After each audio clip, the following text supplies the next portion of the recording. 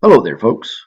This video today is going to talk about a very interesting idea on how you can control network traffic to a device. For instance, in this application, we have, uh, so back here, sorry about the phone call there, folks.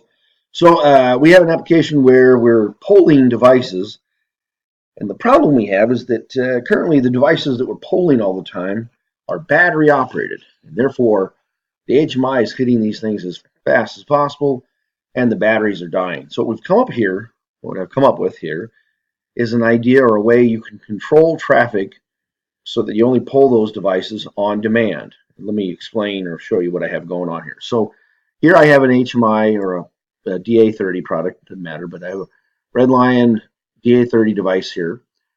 And I'm going to do this example over Modbus TCP so I can actually show you the packet traffic that's going on. So I have here the IP address of my DA30 is .33 under protocol 1. I have it configured as a Modbus master. And then under there I have a device called a CR3K 7-inch at IP address 37. Notice IP address number 37 here on this particular unit. Okay, so notice everything else in here is still the same. Ping holding register set to 1. Everything else in here is the default settings. Nothing is different here. And what I have on this particular HMI then, I've got two things. Over here in data tags, I have a series of tags here. These are green ones that are mapped directly to 40,001, 2, 3, 4, and 5. These are direct mapped to the registers in that particular device. Then I also went a step further, and I created an array tag here, which is mapped to the first item right here, the first holding register. But then I made it a length of 5. So this array here is essentially the same as this, but it's going to go down 5 registers, automatically increment. And then below there, I have a number of internal tags. Notice the blue color. That means they're internal. They're not mapped to anything. They're just internal tags. So that's what I have set up here in the data tags. If I go to display pages, you notice I got 2 buttons here on the menu page. If I show you something here, I'm going to right click on the constant polling, and if you do the jump to, it'll take you to the polling page. So when we go live, I should make this button a little bigger. So when we go live with this, we'll see this. Now this page, I call this page constant polling because normally what RedLion does is if there's a tag on a display page, it will hit it as hard as possible, that device, and continually update all the time. So you're going to see that this page, when these tags are displayed on the page, it's going to be set constant polling, and you're going to see a lot of traffic from our network. Okay, so if I go back to the menu page, and the other option I have is this one called Poll on Demand. Now, if I go to this page, you see these are the internal tags. Look, these are the same internal tags here, but I have a program here called Run Program. I have a button, I should say. I have a button here called Run Program. So if I right click on the button here, and look, it takes me to program 1. Now these are over here in the lower left, and all I'm doing on this program 1, when I call it, is I'm taking the array value here, and I'm putting it into these internal tags. And this only happens when I click on that button. However, I did find something interesting. In order to get that to happen only when you click on the button, if I go back to data tags over here and click on this tag array, one thing I forgot to say earlier, if I click on tag array, you see right here where it says read mode, it says on demand. By default, it has an entire array, and I found out, or kind of through testing, that I think that acts in the background all the time. So if I do this on demand, and if you hit the F1 button, it kind of talks about what happens here when you do this. So the on demand is what I'm going to use here.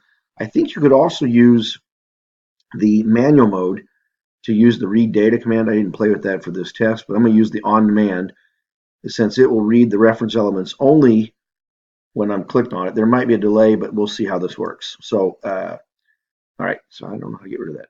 Anyway, so that's going to be what I'm going to do here. So let me save this program and download it. I'll download to that guy. Just so you guys know, the CR3K is acting as a Modbus slave. And all this guy is I got protocol. I have these tags coming in, and then on the slave, I'm just running a random generator to create random numbers. That's all I'm doing on the Modbus Slave. So, and that's up to date. So if I go over here, and if we look at, here's our main program right here. Here's the slave HMI. You can see it's just cranking through right here. So if I go to constant polling, you're going to see the numbers change here quickly. Now I've also added, I should go back. Let me tell you one more thing here. Let me go back to here.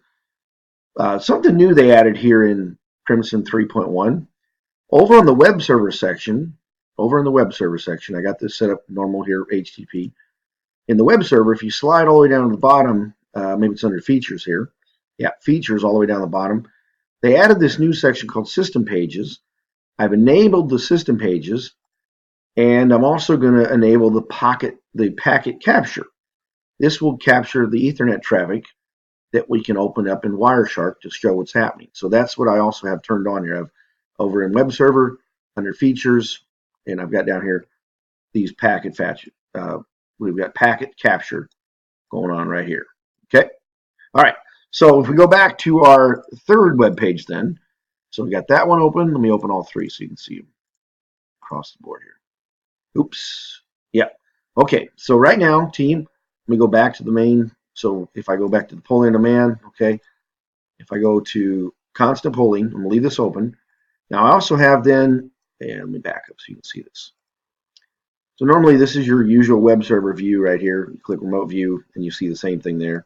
Well, with the advanced options opened, if you hit system diagnostics, and then if you go into network capture, I already pre-set up. I'm going to look at a specific port, 502, because I'm doing Modbus here, this case. And I'm going to click, now notice, I've got this thing on the constant polling page here. So I'm going to click the start capture. And I'll just let it run for a couple of seconds. Then I'll go ahead and stop capture. And if you slide down here, I ran it for a little bit of time there. I can download this network capture right here. Let's click this button. Once it gets done downloading, I'm going to open this up in WireShark. Let me shrink this down so you can see it.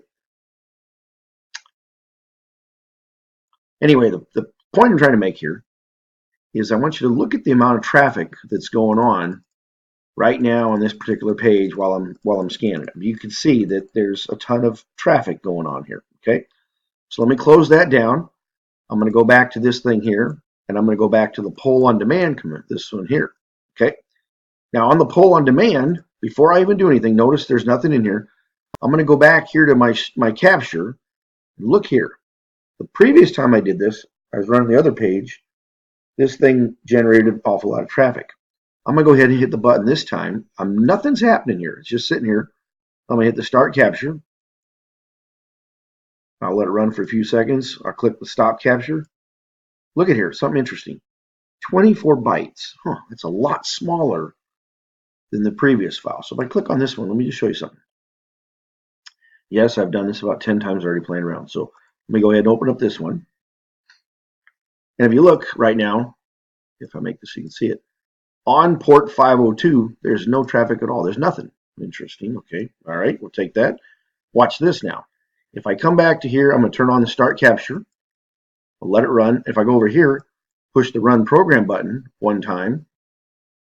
And then if I come back to here, stop capture this time, look at the size now. And if I go here and I download this program, let's go ahead and see what this WireShark capture shows. Look at here, team. You can see here's the traffic this time that came across. Very small file. I'm in total control. Matter of fact, let's go back to this again. Let's click this button this time. Notice with one push of this button, it came up with 1,000 bytes, if you will. Let me go ahead and hit this button again. I'll have that running. I'm going to go over here. Boom. One time, two times, three times, four times, five times, six times, seven times, eight times, 9 times, 10 times. My theory is 10 times the other number. Let's see what goes. If I stop, 3290 here, hit the download.